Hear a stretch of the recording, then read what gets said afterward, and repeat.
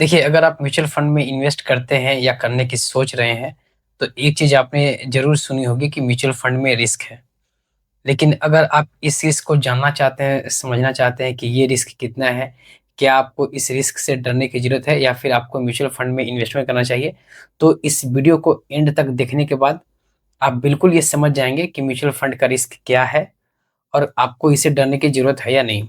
Hello everyone, welcome to the new series video of mutual fund. देखिए, हम जब भी कोई इन्वेस्टमेंट करते हैं, तो वहाँ पे एक रिस्क जुड़ा होता है। अभी ये रिस्क हर इन्वेस्टमेंट के साथ डिपेंड करता है कि उस इन्वेस्टमेंट में रिस्क कितना है। इसका मतलब होता है कि आपका पैसा हमेशा बढ़ेगा ऐसा कोई ज़रूरी नहीं है। कई बार मार्केट में करेक्शन या फिर किसी दूसरे कारण से भी उसकी वैल्यू कम या ज़्यादा हो सकती है। तो अगर उसकी वैल्यू कम हुई तो उसी को हम लोग बोलते हैं रिस्क। म्यूचुअल फंड एक ऐसा इन्वेस्टमेंट है जो शेयर बाज़ार से जुड़ा होता है और जैसा कि आप जानते हैं शेयर बाज़ार कभी ऊपर जाता है, कभी नीचे आता है। जब मार्केट ऊपर जाता है तो आपके म्यूचुअल फंड्स की वैल्यू बढ़ती है, लेकिन जब मार्केट नीचे गिरता है तो आपका जो इन्वेस्टमेंट है उसकी वैल्यू कम हो सकती है। अब यहाँ एक गलतफ़हमी होती है लोगों को कि म्यूचुअल फंड का मतलब है कि पैसा डूब जाएगा, लेकिन ऐसा नहीं है। म्यूचुअल फंड में रिस्क होता ज़रूर है, पर इसका मतलब ये नहीं कि आपका सारा पैसा चला जाएगा। रिस्क को समझना बहुत ज़रूरी है, जैसे अगर आप एक शॉर्ट टर्म गोल के लिए पैसा लगा रहे हैं, तो मार्केट गिरने पर नुकसान हो सकता है। लेकिन अगर आप 5 साल या 10 साल या उससे ज़्यादा समय तक अगर आप लंबे समय तक इन्वेस्टेड रहते हैं, तो हिस्टोरिकली म्यूचुअल फंड्स ने अच्छा रिटर्न दिया है और वहाँ पे आपका कोई भी रिस्क भी बहुत कम हो जाता है। तो याद रखिए, रिस्क समझकर इन्वेस्टमेंट करें। बिना सोचे-समझे अगर आप कोई भी इन्वेस्टमेंट करते हैं, तो वहाँ पे बहुत हद तक चांसेस है कि आपको फाइनेंशियल लॉसेस हो सकता है। और हाँ, हर एक म्यूचुअल फंड का रिस्क लेवल अलग होता है। कुछ लो रिस्क होते हैं, तो कुछ हाई रिस्क होता है, तो कुछ मीडियम रिस्क होता है। तो अपने गोल, टाइम पीरियड और रिस्क के कैपेसिटी के हिसाब से आप फंड चूज़ करके भी अपने रिस्क को मैनेज कर सकते हैं। चलिए अब समझते हैं कि म्यूचुअल फंड में कौन-कौन से रिस्क होते हैं और उनका आपके इन्वेस्टमेंट पर क्या असर पड़ता है। तो जो सबसे सबसे पहला रिस्क है वो है मार्केट रिस्क। जब पूरा शेयर बाज़ार गिरता है तो अ, उसका इफ़ेक्ट आपके इन्वेस्टमेंट पे भी पड़ता है। जैसे 2020 में कोविड के लॉकडाउन हुआ था, तब मार्केट गिरा था, लेकिन उसके बाद में मार्केट ने अच्छा रिकवर किया और जो लोग उसमें या तो इन्वेस्टेड रहे या फिर उस समय जिन लोगों ने और ज़्यादा इन्वेस्ट किया, उनको अच्छा खासा उसपे रिटर्न मिला। दूसरा, इंटरेट इंटरेस्ट रेट रिस्क, ये मेनली डेट फंड्स में होता है। जब आरबीआई इंटरेस्ट रेट बढ़ाती है, तो डेट फंड की वैल्यू थोड़ी गिर सकती है। लेकिन अगर आप लॉन्ग टर्म के लिए इन्वेस्टेड रहते हैं, तो ये रिस्क भी टाइम के साथ बैलेंस हो जाता है। तीसरा है इन्फ्लेशन रिस्क। अगर आपका रिटर्न इन्फ्लेशन से कम है, तो आपका रियल पैसा घटेगा। इसलिए equity mutual funds long term में इन्फ्लेशन से ज़्यादा रिटर्न देने के लिए अच्छे माने जाते हैं। अब फोर्थ है क्रेडिट रिस्क। जब कोई डेट फंड किसी कंपनी को पैसा देता है और वो कंपनी पैसा वापस नहीं कर पाती, तो फंड का एनएवी गिर जाता है। इसलिए हमेशा अच्छे क्वालिटी के फंड्स चूज़ करने चाहिए, ताकि आपका जो पैसा है उसकी वैल्यू कम ना हो। अब बात करते हैं सबसे इम्पोर्टेंट पॉइंट पर, long term versus short term investment.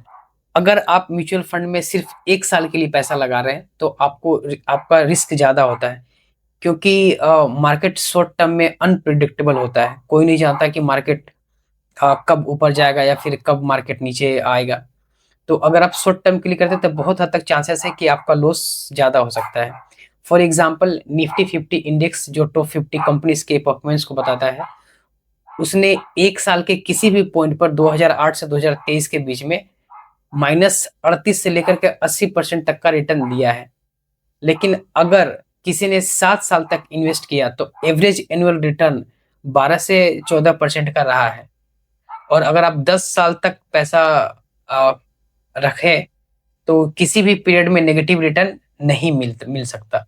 तो इसका मतलब ये है कि अगर आप लंबे समय के लिए म्यूचुअल फंड में पैसा रखते हैं, तो रिस्क ऑटोमेटिकली कम हो जाता है और आपका प्रॉफिट का चांस बहुत ही ज़्यादा बढ़ जाता है।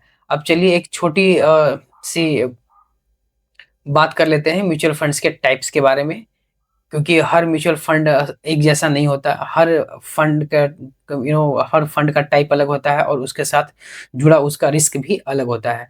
सबसे पहले आता है इक्विटी म्यूचुअल फंड। इसमें पैसा कंपनीज के शेयर में लगाया जाता है। ये हाई रिटर्न दे सकता है, लेकिन साथ में रिस्क भी सबसे ज़्यादा है, क्योंकि मार्केट के ऊपर नीचे होने का डायरेक्ट असर आपके इस म्यूचुअल फंड पे पड़ता है। दूसरा होता है डेट फंड। इसमें पैसा गवर्नमेंट बॉन्ड्स या फिक्स्ड इनकम सिक्योरिटीज में लगाया जाता है। रिस्क कम होता है, लेकिन रिटर्न भी कम होता है। तीसरा टाइप है हाइब्रिड फंड, जो इक्विटी और डेट दोनों का मिक्स होता है। इसका रिस्क भी बीच में होता है, ना बहुत ज़्यादा ना बहुत कम। तो अगर आप नए इन्वेस्टर हैं और आपको मार्केट का ज़्यादा एक्सपीरियंस नहीं है, तो शुरुआत आप डेट या हाइब्रिड फंड से कर सकते हैं, क्योंकि यहाँ पे रिस्क बहुत ही कम है। आपका जो भी प्रिंसिपल अमाउंट है वो बिल्कुल सेफ रहेगा। अगर आप 3 से 5 साल का भी समय देते हैं, तो आपको एक पॉजिटिव रिटर्न ही मिलेगा। इसलिए हमेशा अपने इन्वेस्टमेंट और गोल रिस्क टॉलरेंस के हिसाब से आप फंड को चूज करें। अब बात करते हैं एसआईपी की। एसआईपी का मतलब है हर महीने थोड़े-थोड़े पैसे लगाना। इससे आप मार्केट के ऊपर-नीचे जाने से बच सकते हैं। जब मार्केट नीचे होता है तो आपको ज़्यादा इन्वेस्ट्स मिलते हैं। जब मार्केट ऊपर होता है तो वैल्यू भी बढ़ती है। लंबे समय तक एसआईपी करने से आपका पैसा स्टेबल तरीके से बढ़ता है। तो दोस्तों, रिस्क से डरने की ज़रूरत नहीं है। आपको बस समझना है कि आपका गोल क्या है। अगर आपका 2-3 साल में पैसे चाहिए, तो डेट फंड आपके लिए बेस्ट रहेगा। और अगर आप 5 से 10 साल तक का समय अपने अपने इन्वेस्टमेंट को दे सकते हैं, तो इक्विटी फंड बेस्ट है। और अगर आप दोनों का बैलेंस चाहते हैं, तो आप हाइब्रिड फंड की तरफ भी देख सकते हैं। तो ये ये था म्यूचुअल फंड से रिस्क के बारे में। अगर आपके मन में कोई और भी सवाल है, तो आप कमेंट इस वीडियो के कमेंट्स के माध्यम से आप पूछ सकते हैं। ये वीडियो सिर्फ नॉलेज पर्पस के लिए है, कोई भी इन्वेस्टमेंट का एडवाइस नहीं है। अगर आपको कोई भी इन्वेस्टमेंट करना हो, तो आप अपने फाइनेंशियल एडवाइज़र से सलाह या फिर उनसे कंसल्टेशन के बाद ही कोई भी इन्वेस्टमेंट करें। इस वीडियो को देखने के लिए बहुत-बहुत धन्यवाद। Thank you so much.